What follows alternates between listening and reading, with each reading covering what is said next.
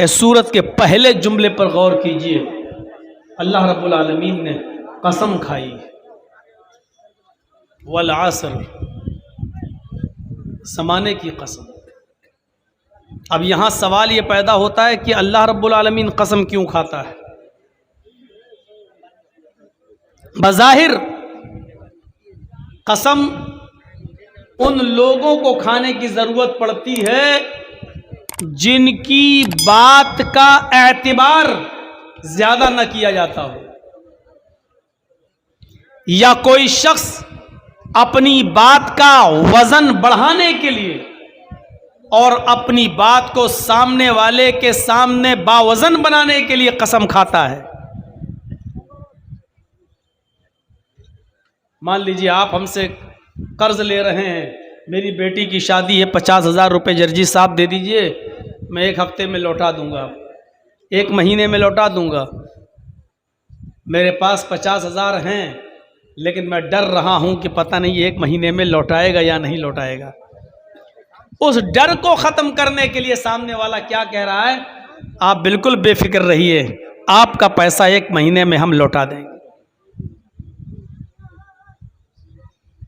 फिर भी हमको डर लग रहा है। साहब 50,000 की रकम कोई मामूली रकम नहीं होती है। हम 50,000 रुपये तुम्हें दे तो रहे हैं, लेकिन पता नहीं तुम दोगे या नहीं दोगे। तो फिर वो अपनी बात को बावज़न बनाने के लिए और मुझे एतबार दिलाने के लिए भरोसे में लेता है और क्या कहता है? अल्लाह की कसम, मैं 1 महीने में आपका पैसा जरूर लौटा दूंगा। जब एक शख्स के ऊपर मुझे यकीन नहीं है तो फिर वो यकीन दिलाने के लिए कसम खा रहा है, या यूं कह लीजिए मैं उसको झूठा समझ रहा हूं, पता नहीं देगा या नहीं देगा, तो वो अपने आप को सच्चा साबित करने के लिए कसम खाता है कि अल्लाह की कसम मैं आपको जरूर लौटा दूंगा। लेकिन अल्लाह को कसम खाने की जरूरत क्यों पड़ती है? लंबी बहस है, उस तरफ जाएंगे तो रात गुजरेगी। बस इतना इशारा कर देता हूं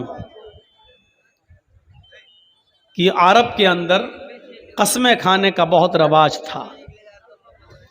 अरब के अंदर कसमें खाने का बहुत रवाज था।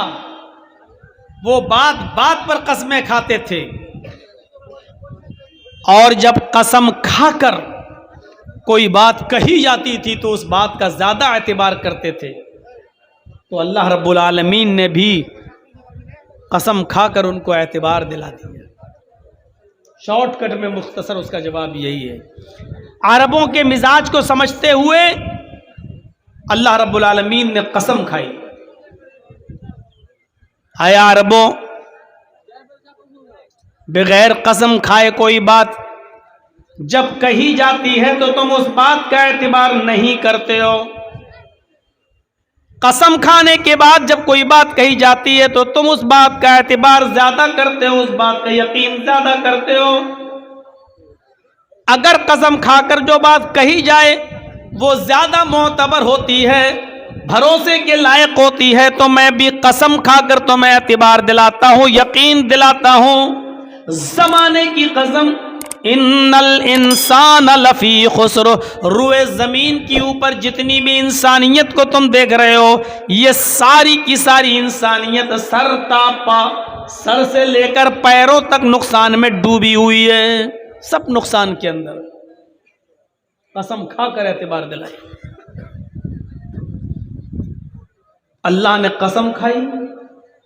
अल्लाह कसम क्यों खाता है उसका मुख्तसर जवाब दे दिया। अब सवाल पैदा होता है कि अल्लाह ने ज़माने की कसम क्यों खाई? अल्लाह रब्बुल आलमीन ने बहुत से मकामात पर बहुत सी चीज़ों की कसम खाई।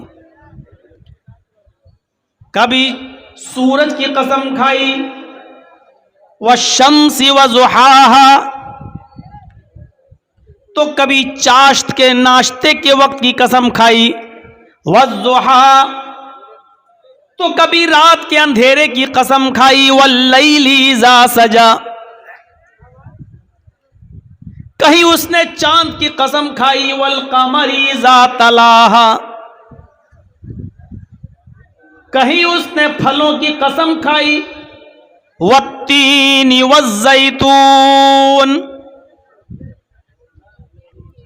कभी उसने फजर की नमाज के वक्त की कसम खाई, वल फज्र, और कहीं उसने अपने आप की भी कसम खाई, फला व रब्बिका ला युमिनून हत्ता युहक्किमूका फीमा शजर बैनहुम। ये अल्लाह ने कसमें खाई हैं, लेकिन यहां उसने जमाने की कसम खाई, वल अस्र, जमाने की कसम। जब सारी दुनिया के इंसानों को उसने नुकसान में बताया तो उसके लिए जमाने की कसम खाई। और उसके पीछे भी एक रीजन है। रीजन क्या है? इंसान 1 दिन, 2 दिन, 3 दिन, 4 दिन, 5 दिन, 1 हफ्ता, 2 हफ्ता, 1 महीना, 2 महीना, 1 साल, 2 साल, जैसे जैसे गुजारता जाता है उसकी उम्र धीरे धीरे कम होती जाती है। इंसान को जब नुकसान में बताया तो उसका रीजन यही बताया कि सारी दुनिया के इंसान नुकसान में हैं। नुकसान में होने की वजह क्या है? पैसे वाले नहीं है, दौलत वाले नहीं है, नहीं हैं। 1 से 1 करोड़पति आदमी दुनिया में पड़ा है।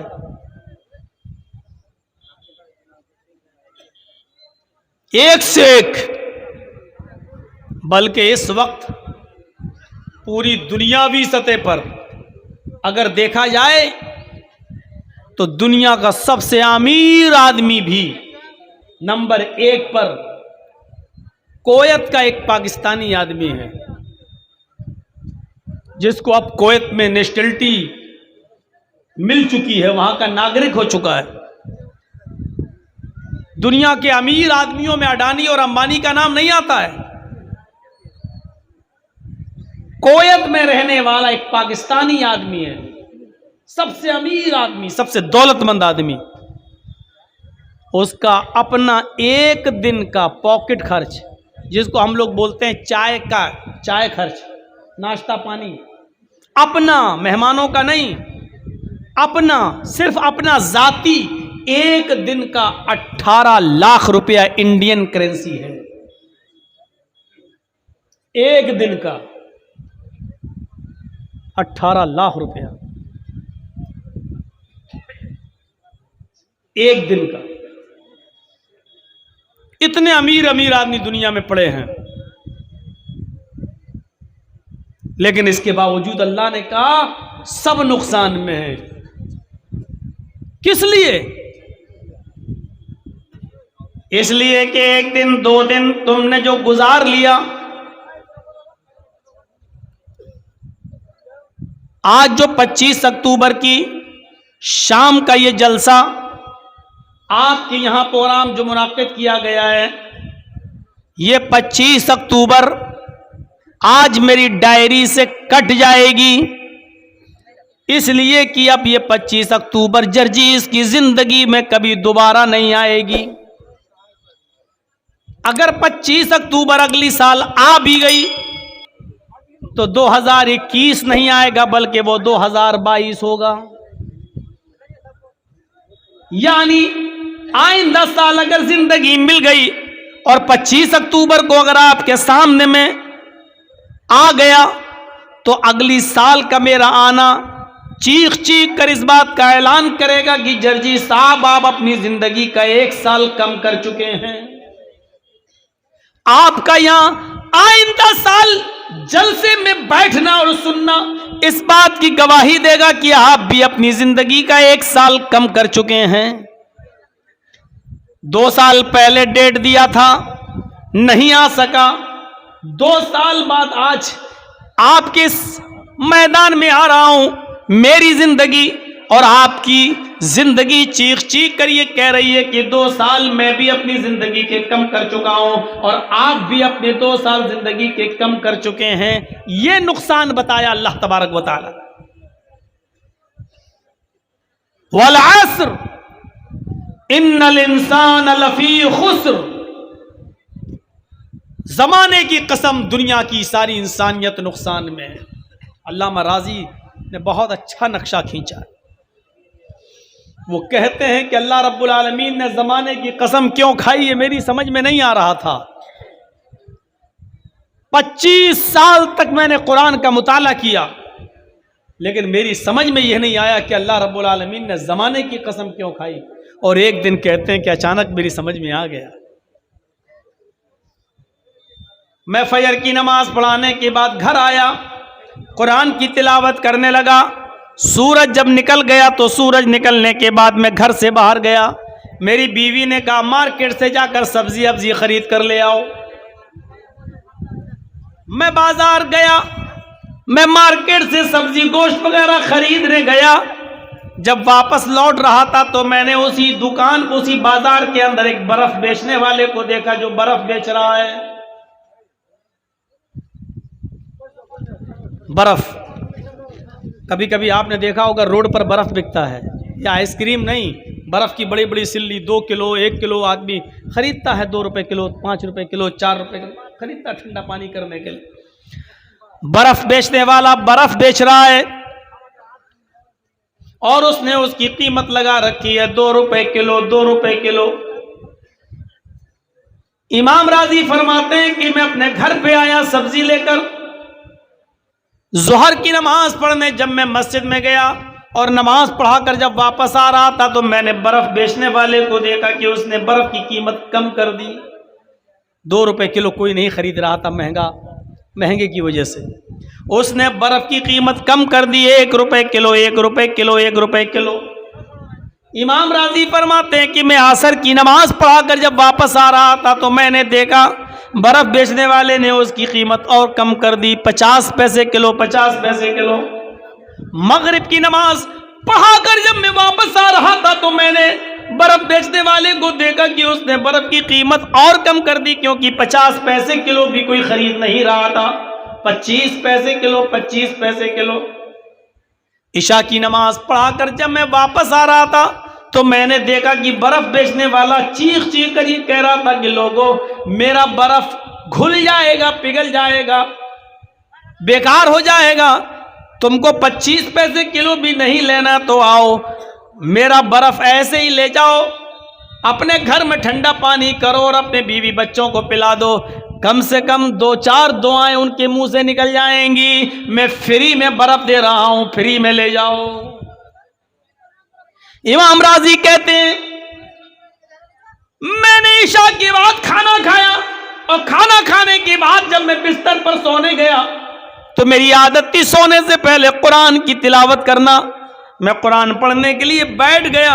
कुरान पढ़ते पढ़ते फिर मैं इसी सूरत के ऊपर से गुजरने लगा। वल अस्र इन्नल इंसान लफी खुस्र इल्लल्लज़ीना आमनू व अमिलुस सालिहाति व तवासौ बिल हक़्क़ि व तवासौ बिस सब्र। इमाम राजी कहते हैं कि आज मेरी समझ में आ गया कि अल्लाह ने जमाने की कसम क्यों खाई।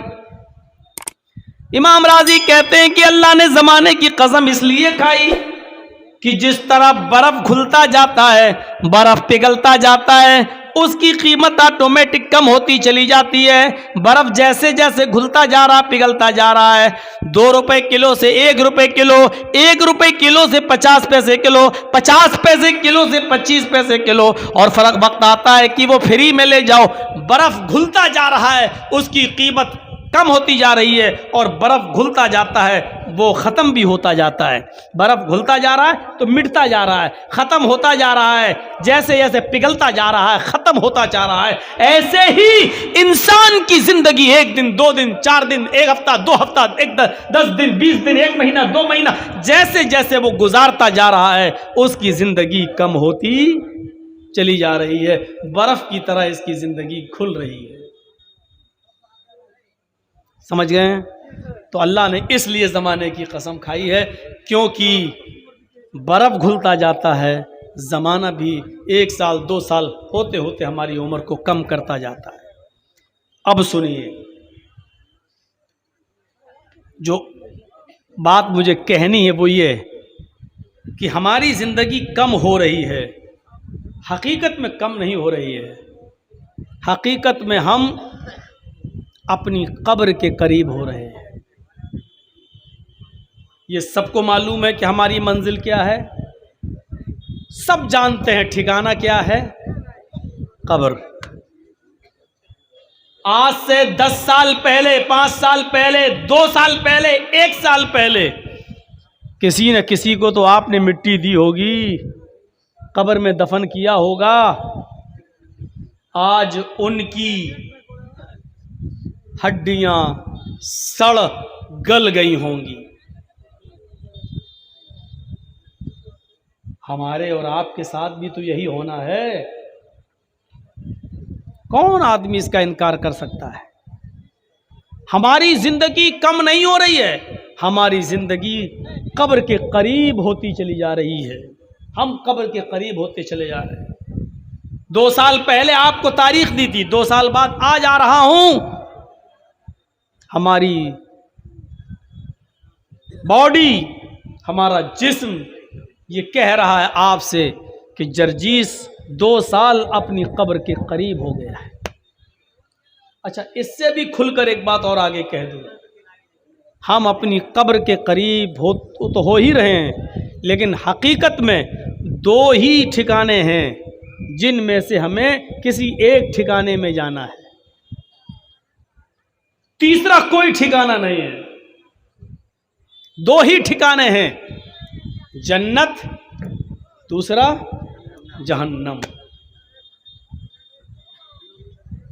या तो हम और आप जन्नत में जाएंगे या जहन्नम में, जन्नत में जाएंगे या जहन्नम में। जन्नत में जाने वाला अमल तो कोई दिखाई दे नहीं रहा है, सिवाय इस बात के कि अल्लाह रब्बुल आलमीन की रहमत और उसकी मर्जी को दखल हो जाए।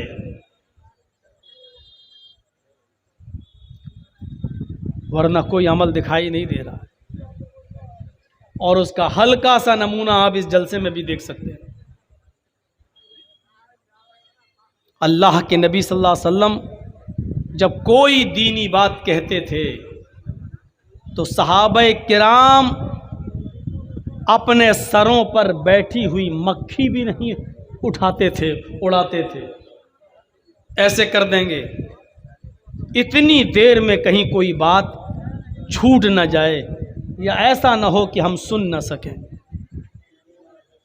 जर्जीस साहब के पीछे पंखा चल रहा है, फैन जिसकी हवा लग रही है हमें। उस जमाने में ये इलेक्ट्रिक फैन नहीं थे, पंखे नहीं थे, बैटरियां नहीं थी।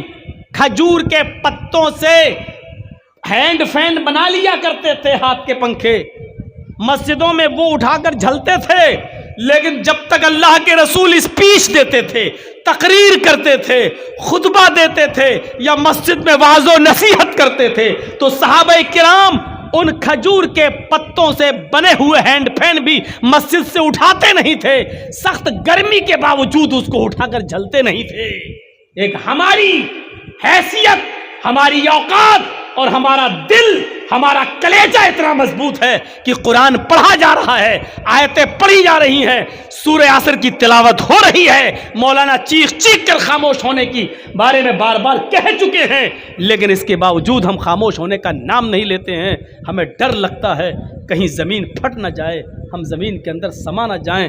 ऐ अल्लाह, इतनी सी बातों पर पहले आग के अजाब नाजिल हो जाया करते थे, पत्थरों की बारिशें नाजिल हो जाया करती थीं।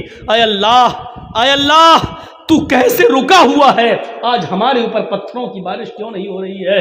मेरे भाइयों, शायद ये हमारे नबी की उस दुआ का नतीजा है कि अल्लाह हमारी उम्मत को आग और पत्थरों के अजाब से हलाक व बर्बाद मत कर। ये हमारे कलेजे हैं, हमारे गुर्दे हैं, इतने मजबूत हैं कि सब कुछ सुनने के बावजूद भी हम शोर करते हैं। ये कुरान व हदीस हल्का हमारे अमल नहीं दिखाई दे रहे। तो दो ही ठिकाने हैं। हम और आप दोनों ठिकानों में से किसी एक ठिकाने के करीब हो रहे हैं। मान लीजिए किसी की जिंदगी 80 साल है और 50 साल वो की उम्र हो चुकी है, मालूम नहीं है उसको, लेकिन उसके नामे अमाल में लिखा है, अल्लाह को मालूम है।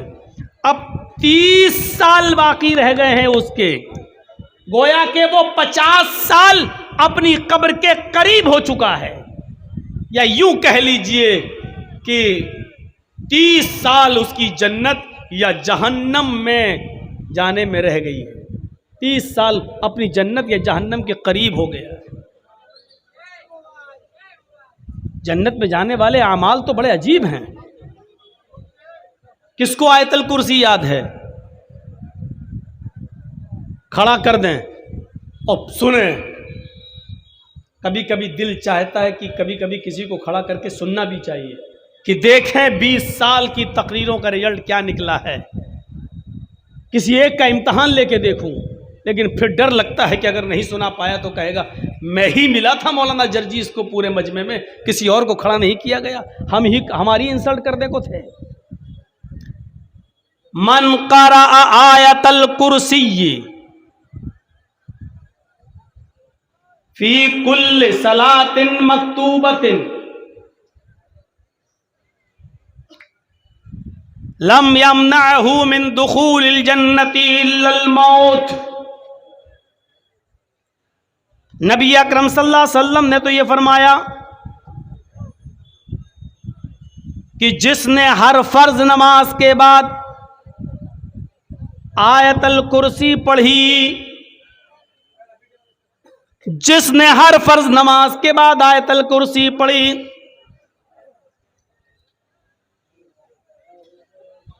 याद रखना हर फर्ज नमाज के बाद आयतल कुर्सी। अब याद है कि नहीं है? नहीं है तो करो। मन करा आयतल कुर्सी मिन कुल्ल सलातिन मक्तूबतिन, हर फर्ज नमाज के बाद जिसने आयतल कुर्सी को अपना वजीफा बनाया, उसको पढ़ना शुरू किया और अपनी आदत बनाई, लम यमनअहु मिन दुखूलिल जन्नति इल्लल मौत, उसको जन्नत में जाने से मौत के सिवा कोई चीज नहीं रोक रही है। यानी मौत उसको जन्नत में जाने से रोक रही है बस, यानी वो मर नहीं रहा है, जब मरेगा तो जन्नत में चला जाएगा। उसको जन्नत में जाने से अगर कोई चीज रोक रही है तो मौत रोक रही है। ये थे जन्नत में जाने वाले रास्ते, लेकिन हमें पता कहां है। तो हमारे आमाल कैसे हैं ये देखिए। और याद रखिए, एक चीज आपको और याद दिला दूं, कोई जरूरी नहीं है कि हम जिंदगी भर अच्छे अमल करते रहें और जन्नत ही में चले जाएं। आपको मालूम है, सही बुखारी का वो मंजर देखिए, पूरी जिंदगी नेक अमल किया सहाबी रसूल।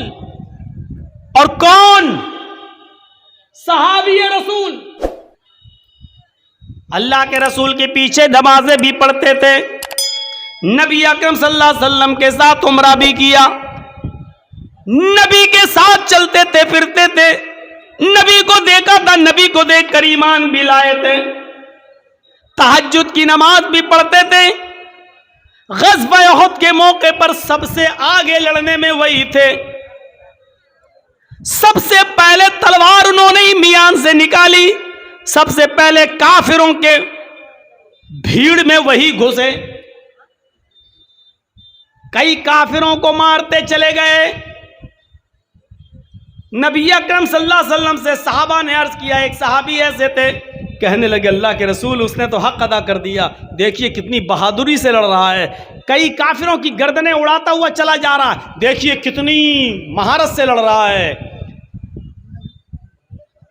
बुखारी के अल्फाज पर गौर कीजिए, अल्लाह के नबी सल्लल्लाहु अलैहि वसल्लम मुस्कुराते हैं और कहते हैं जिसने किसी जहन्नमी को ना देखा हो फलयंजुर इला हाज़ा, वो इस आदमी को देख ले, ये जहन्नमी है। किसके बारे में? सहाबी के बारे में। हम तो नमाज पढ़ के निकलते हैं, दाढ़ी पे हाथ फेरते हुए, तो ऐसा लगता है जैसे अल्लाह पर बहुत बड़ा एहसान करके आ रहे हैं। यहां नबी के साथ रहा, नबी के साथ उठा, नबी के साथ बैठा।